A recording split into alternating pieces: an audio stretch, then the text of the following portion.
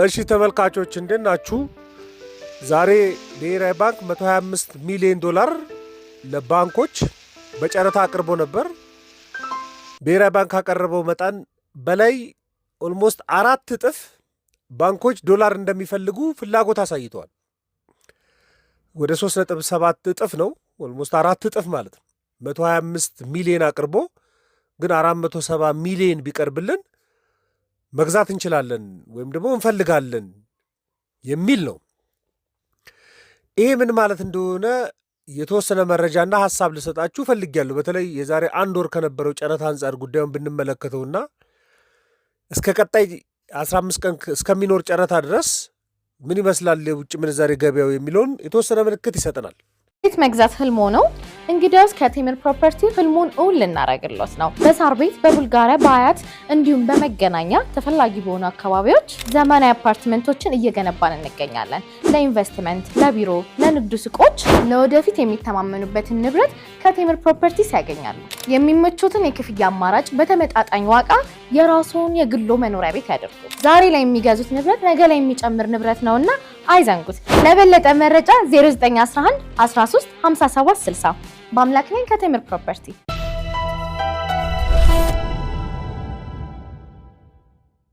እንግዲህ 25ኛ ዙር ጨረታ ላይ ደርሷል። ብሔራዊ ባንክ የ2019 በጀት ዓመት የመጀመሪያ ሩብ ዓመት ስኬጁል አውጥቶ ነበር። እንደምታስታውሱት በየ15 ቀኑ 125 ሚሊዮን በተከታታይ ለማቅረብ ፕሮግራም ይዟል እና የመጀመሪያውን ጨረታ ዛሬን ያከናወነው 125 ሚሊዮን ዶላሩን ለገበያ ወጥቶ ነበር እና ይሄ ጨረታ የተከናወነው ኦልሞስት ከ1 ወር በኋላ ነው። የ2018 የመጨረሻው ሶስተኛ ሩብ ዓመት አራተኛ ሩብ ዓመት ከተከናወነ በኋላ የመጀመሪያው ነው ይሄ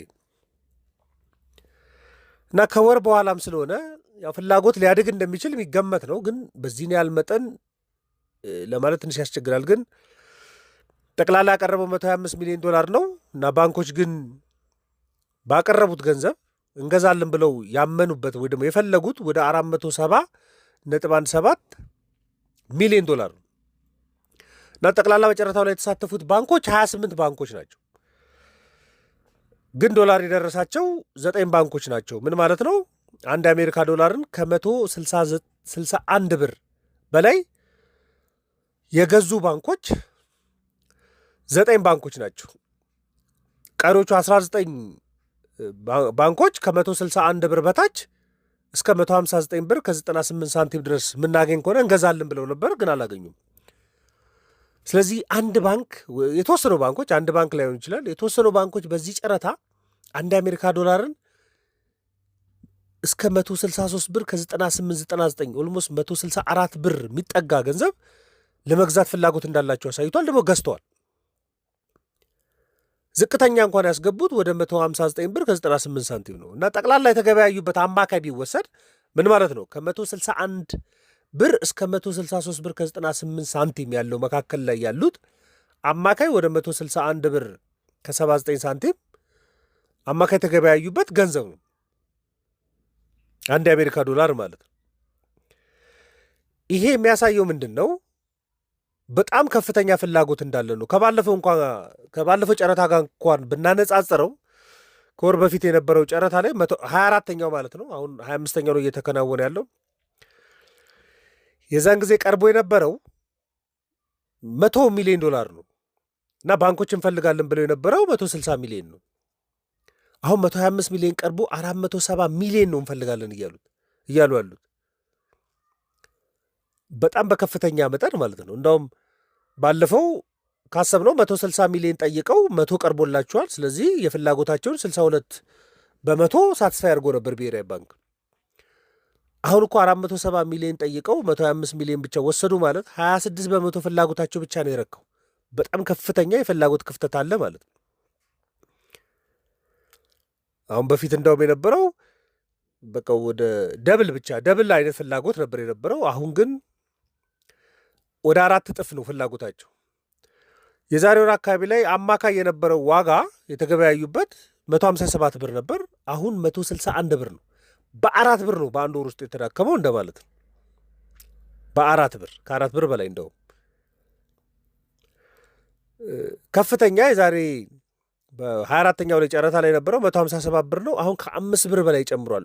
163 ብር ከ98 ሳንቲም ነው። በ24ኛው ጨረታ ላይ የነበረው 152 ብር ነበር ዝቅተኛው። አሁን ከ7 ብር በላይ ጨምሮ 159 ብር ከ98 ሳንቲም ነው የደረሰው። የ2018 የመጨረሻው የነበረው ጨረታ ላይ 14 ባንኮች ተሳትፈው 9 ባንኮች ነው የወሰዱት። አሁን ግን 28 ባንኮች ተሳትፈው 9 ባንክ ብቻ ነው እየወሰደ ያለው። ስለዚህ ብሔራዊ ባንክ 100 ያጫርት የነበረውን ወደ 125 ቢያሳድግ አቅርቦትን በ25% ከፍ አድርጎታል በ25%። ግን ፍላጎት በ193% ነው ከፍ ያለው። በጣም ከፍተኛ ነው። 125 ተጠይቆ 470 160 የነበረው ወደ 470 ፍላጎት። ስለዚህ ገበያው ላይ ከፍተኛ የሆነ የፍላጎት ጫና እንዳለ ነው የሚያሳየው። የውጭ ምንዛሬ ፍላጎት ጫና በጣም ከፍተኛ ነው። ይሄ ደግሞ ዶላር ለሚፈልጉት ጫና ሊፈጥርባቸው ይችላል። በተለያየ ምክንያት ኢምፖርት ለማድረግ ሊሆን ይችላል፣ ለጉዞ ሊሆን ይችላል። በተለያዩ ምክንያት ከባንኮች በትራንዛክሽን የውጭ ምንዛሬ በተለይ ዶላር ለሚፈልጉ ሰዎች በአንድ ወር ውስጥ እንኳን ከ4 ብር በላይ ተዳክሞባቸዋል ማለት ነው። ስለዚህ ወጪያቸውን በ1 ዶላር ከ4 ብር በላይ ያሳድግባቸዋል። ይሄ ደግሞ በጣም ከፍተኛ ነው። ለብሔራዊ ባንክ ምናልባት እንደ ጥሩ ሊቆጠርለት ይችላል። ምክንያቱም ብሔራዊ ባንክ ይሄን የዶላር ጨረታ የሚጠቀመው ለአንድ ፐርፐስ ብቻ አይደለም። ባንኮች የውጭ ምንዛሬ እንዲያገኙ ማድረግ ልክ ነው። በባንኮች በኩል ደግሞ ገበያው ያገኛል ብሎ ኢምፖርተሩ ያገኛል ብሎ አስቦ አንድ ጉዳይ ነው። እሱ ግን ደግሞ ሌሎች የሞኔታሪ ፖሊሲዎችንም ማሳካት ይፈልጋል እና ዋጋ ንረት ባለፉት 4 ወራቶች እየጨመረም ስለመጣ ዋጋ ንረትን መቀነስ ይፈልጋል። ብሔራዊ ባንክም አይኤምኤፍም ስቲል የሚያምኑት ደግሞ የኢትዮጵያ ዋጋ ንረት ምክንያት የገንዘብ ፈሰስ ነው ብለው ያምናሉ። አሁን ደግሞ የብድር ገደብም ስለተነሳ በተወሰነ መልኩ ገንዘብ ወደ ገበያ ይፈሳል ብለው ያምናሉ። ባንኮች ከፍተኛ እንዲያስገቡም ካደረጋቸው ምክንያት መካከል አንዱ ብቸኛው አይደለም፣ አንዱ ግን የብድር ገደብ መነሳቱ ነው። የብድር ገደብ መነሳቱ የገንዘብ አክሰስ እንዲኖራቸው ያደርጋል። ደግሞ በ24ኛ ዙር በነበረው ጨረታና አሁን ከ1 ወር በላይ ነው ከፍተኛ ገንዘብ ሰብስበው ነው የመጡት። ለዚህ ነው በተገበያዩት መካከል ለምሳሌ በዝቅተኛ ገንዘብ የወሰደው ባንክ አለ፣ በ161 ብር የወሰደ ባንክ አለ፣ በ163 ብር ከ98ም የወሰደ ባንክ አለ። በእነዚህ ባንኮች መካከል የ2 ብር ኦልሞስት የ3 ብር ልዩነት አለ። በአንድ ጨረታ ተሳትፈው አንድ የአሜሪካ ዶላርን በ3 ብር ልዩነት የገዙም አሉ። ስለዚህ ካላቸው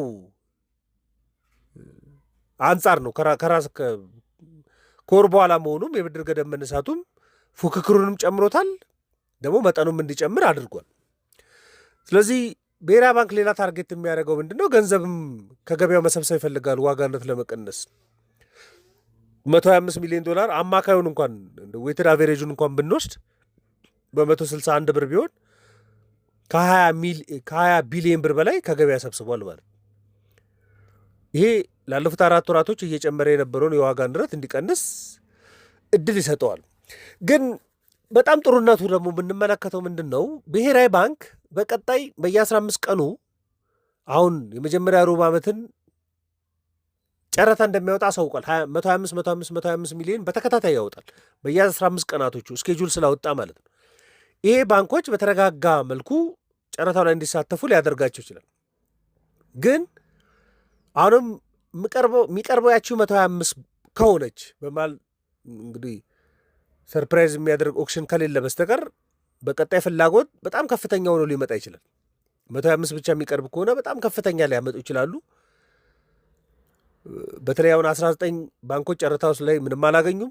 አሁን ደግሞ በጨረታ ያገኙ 9 ባንኮችም ዲስትሪቢዩት አድርገው ይጨርሱታል። ስለዚህ ከ15 ቀን በኋላ ለጨረታ የሚገባውም ዋጋ በጣም ከፍተኛ እንዲሆን ሊያደርገው ይችላል። የተወሰኑ ባንኮች ዛሬ እንኳን ያስገቡት 163 ብር ነው። ኦልሞስት ወደ 164 ብር አስገብተዋል። ዛሬ ከፍተኛ አድርገው ያስገቡ ባንኮች በሚቀጥለው ከፍተኛ ያስገባሉ የሚለው ሀሳብ ብርን ከዚህ በላይ እንዲዳከም ሊያደርገው ይችላል። ቀጥሎ 15 ቀን የሚኖረው ጨረታና ይሄ ነው የሚመስለው የዛሬ ጨረታ መረጃ። ማንኛውም ሀሳብ አስተያየት ካለ ልትልኩልኝና ልናወራበት እንችላለን። የኢኮኖሚ ኢምፓክቱን ለእናንተ መረጃ ለመስጠት ነው። ማንኛውም ሀሳብ አስተያየት ካለ ልትልኩልን ትችላላችሁ። ለነበረን ቆይታ በሙሉ ከልብ አመሰግናለሁ። መልካም ቀን።